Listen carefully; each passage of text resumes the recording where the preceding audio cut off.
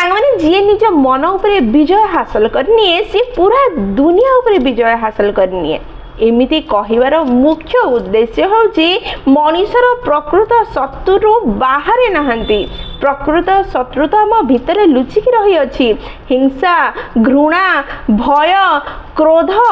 काम रूपरे जदि आम मन भितर लुचिकी रही शत्रुंक सह युद्ध करिबा एवं विजय हासिल करनबा ताहले एई दुनियार प्रत्येक जिनस को हासिल करबा पे आमे सक्षम होई जिबा आमे एई दुनियार प्रत्येक जिनस को हासिल करनेले बोली भाबी नबा तेणु दुनिया बाहर प्रयास करबा संगे संगे निजको विजय करबा पई निज मन सह निज भितर लुचिथिबा शत्रुंक सह लड़ीबार प्रयास करंतु एवं विजय हासिल करंतु जेतले निज मन भितर थिबा शत्रु सह आपण लड़ी की विजय हासिल करनेबे सेतले बाहर थिबा शत्रुंक सह लड़ीबा सहज होई जिवो एवं जितिबा सुनिश्चित। जय जगन्नाथ।